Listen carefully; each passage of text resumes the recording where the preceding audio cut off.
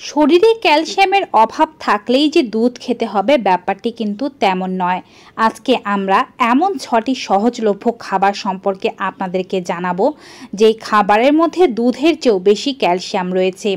তাই যাদের ক্যালসিয়ামের ঘাটতি রয়েছে এমন খাবার খুঁজছেন যা 1 মাসের মধ্যে দেহের যে কোনো ক্যালসিয়ামের ঘাটতি দূর করবে, ব্যথা দূর করবে, তাদের জন্য আজকের ভিডিওটি খুবই গুরুত্বপূর্ণ হবে।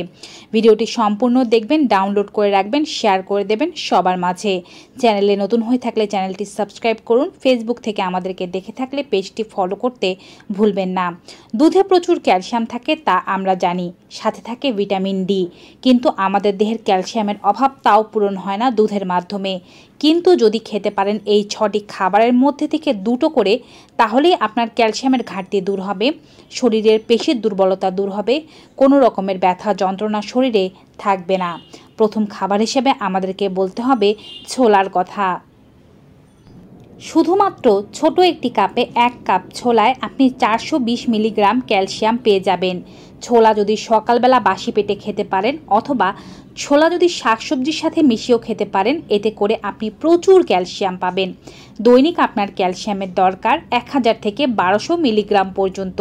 সেখানে যদি সকালবেলায় আপনার 400 থেকে 500 মিলিগ্রাম ক্যালসিয়ামের চাহিদা পূরণ হয়ে যায়, অন্যান্য খাবারের সাথে কিন্তু বাকিটুকু পূরণ করে ফেলতে পারবেন। ছোলা যদি আপনি সেদ্ধ করে খান তাহলেও ক্যালসিয়াম পাবেন, আবার কাঁচা খান তাহলেও ক্যালসিয়াম পাবেন। তবে ছোলা অবশ্যই 6 ঘন্টা ভিজিয়ে রাখতে হবে রাতে ঘুমাতে যাওয়ার আগে। আপনার মুঠো ভরে 1 মুঠো ছোলা ভালো করে ধুয়ে 1 গ্লাস জলের মধ্যে সারা রাত ভিজিয়ে রেখে সকালবেলা ঘুম থেকে উঠে এগুলো সর্বপ্রথমে চিবিয়ে খেতে পারেন, অথবা ছোলা দিয়ে রান্না করা ঘুগনি খেতে পারেন, ছোলা দিয়ে রান্না করা সবজি খেতে পারেন, কিংবা ছোলার সালাদ তৈরি করেও খেতে পারেন। যেভাবে আপনার ইচ্ছা আপনি ছোলাকে সেবন করুন, ক্যালসিয়ামের চাহিদা পূরণ হবে। দ্বিতীয় যে খাবারটি আপনাকে ভরপুর মাত্রায় ক্যালসিয়াম দিতে পারে তা হচ্ছে কাঠবাদাম অথবা কাঠবাদামের দুধ। 1 কাপ পরিমাণ কাঠবাদামে 449 মিলিগ্রাম ক্যালসিয়াম পাওয়া যায়। এছাড়াও কাঠবাদাম ক্যালসিয়াম কার্বনেটে সমৃদ্ধ। এই খনিজ আপনার দেহের ভেতরে ক্যালসিয়ামের চাহিদা পূরণ করার পাশাপাশি এটি আপনাকে ভিটামিন ডিও দিতে পারবে।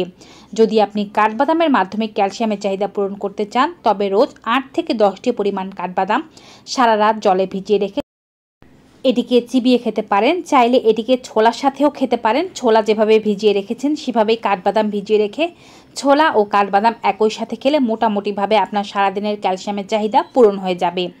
এছাড়াও কাঠবাদামগুলোকে যখন আপনার ভেজানো হয়ে যাবে তখন অল্প পরিমাণে নারকেলের দুধ অথবা সয়া মিল্কের সাথে কিংবা শুধুমাত্র জলের সাথে ভালোভাবে ব্লেন্ড করে এর দুধ তৈরি করেও খেতে পারেন। দুটোই কিন্তু সমান পরিমাণ পুষ্টি দেবে আপনার শরীরে। যেভাবে আপনার পছন্দ সেভাবে আপনি কাঠবাদাম সেবন করতে পারবেন। তৃতীয় খাবার হচ্ছে দই। দইয়ের মধ্যে প্রচুর ক্যালসিয়াম পাবেন। সেটি হতে পারে টক দই, হতে পারে মিষ্টি দই। শুধুমাত্র মেজারমেন্ট কাপে 1 কাপ দইতেই প্রায় 500 মিলিগ্রাম ক্যালসিয়াম পাওয়া যায়। দুধের মতো দইও ক্যালসিয়ামের চমৎকার ভাণ্ডার। দই নিয়মিত খেলে পেটের স্বাস্থ্য যেমন ভালো থাকে, শরীর ঠান্ডা থাকে, আপনার যদি ডাইজেশনে কোনো সমস্যা থেকে থাকে তা দূর হয়ে যায়, কনস্টিপেশনের সমস্যা থাকলে তা দূর হয়ে যায়। তবে ডায়াবেটিস থাকলে চিনি মিষ্টিযুক্ত দই আপনি অ্যাভয়েড করবেন, এবং যদি আপনার ওজন বেশি থাকে তবেও চিনি মিষ্টিযুক্ত দই খাবেন না। অন্যান্য মানুষেরা দৈনিক 1 কাপ করে চিনি মিষ্টিযুক্ত দই কিংবা টক দই খেতে পারেন। এতে ক্যালসিয়ামের অভাব দূর হবে। দইকে চিড়ার সাথে খাওয়া যেতে পারে, ফলের সাথে খাওয়া যেতে পারে, কিংবা শুধুমাত্র দই খাওয়া যেতে পারে, যেভাবে আপনার খেতে ভালো লাগে। দুধের সাথে অথবা জলের সাথে দৈনিক 2 টেবিল চামচ পরিমাণে চিয়া সিড খান। চিয়া সিডের মধ্যে প্রচুর ক্যালসিয়াম পাওয়া যায়। যদি এটিকে 1 গ্লাস উষ্ণ গরম জলের মধ্যে সারা রাত ভিজিয়ে রাখেন এবং সকালবেলা এটি পুডিংয়ের মতো করে ফলের সাথে মিশ্রিত করে খান, কিংবা দুধের মধ্যে ভিজিয়ে রেখে সকালবেলা এটিকে পুডিংয়ের মতো করে ফলের সাথে মিশ্রিত করে খান, তবে আপনার সারাদিনের ক্যালসিয়ামের চাহিদার প্রায় অর্ধেকই পূরণ করে দিতে পারবে চিয়া সিড। চিয়া সিডকে আপনি চাইলে কিন্তু অন্যান্য পদ্ধতিতেও খেতে পারেন, যেমন চিয়া সিড বিভিন্ন ধরনের সালাদের সাথে মিশ্রিত করে খেতে পারেন।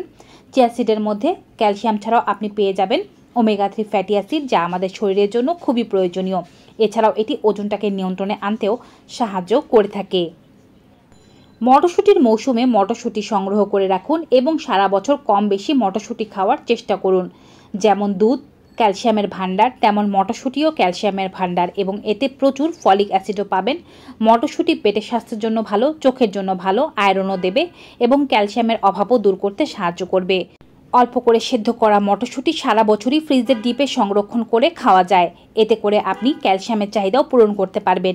এক মুঠো পরিমাণে মটরশুঁটি খেতে পারেন, সেটি সবজি হিসেবে খেতে পারেন, সালাদ হিসেবে খেতে পারেন, কিংবা মটরশুঁটির পরোটা বানিয়েও খেতে পারেন। যেভাবে আপনার খেতে ভালো লাগে।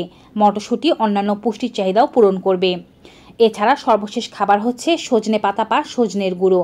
সজনে পাতাকে শাক হিসেবে খেতে পারেন, কিংবা খেতে পারেন এর পাউডার। সজনে পাতার মধ্যে ক্যালসিয়াম রয়েছে দুধের চেয়েও 4 গুণ বেশি। ক্যালসিয়াম ছাড়াও এতে আমিষ, magnesium, potassium, vitamin A, vitamin C ইত্যাদি অত্যাবশ্যকীয় পুষ্টিগুলো পাওয়া যায়। মোরিঙ্গা লিফ বাজারে কিনতে পাওয়া যায়। রোজ জলের সাথে 1 টেবিল চামচ পরিমাণ মিশিয়ে খেতে পারেন, কিংবা আপনি সজনে পাতার শাক রান্না করে খেতে পারেন, স্যুপ খেতে পারেন, যেভাবে আপনার খেতে ইচ্ছে করে। মোরিঙ্গা লিফ যদি বাজার থেকে কিনতে না পারেন, তবে কিছু পরিমাণে সজনে শাক ভালোভাবে এর পাতাগুলো ছাড়িয়ে ডাঁটাগুলো ফেলে দিয়ে পাতাগুলো শুকিয়ে ব্লেন্ডারে ব্লেন্ড করে এর গুঁড়ো প্রস্তুত করে 1 মাসের গুঁড়ো একেবারে বানিয়ে রেখে প্রতিদিন সকালবেলা 1 গ্লাস জলের মধ্যে 1 টেবিল চামচ পরিমাণ গুলিয়ে খেলে ক্যালসিয়ামের অভাব দূর হবে খুবই দ্রুত। তো ভিউয়ার্স, ভিডিওটি কেমন লাগলো কমেন্ট বক্সে জানাতে ভুলবেন না। ভালো উপকারী মনে হয়ে থাকলে সকলের মাঝে বেশি বেশি করে শেয়ার করে দেবেন। আজকের মতো এখানেই বিদায় নেব। সবাই ভালো থাকুন, সুস্থ থাকুন। Good bye and take care.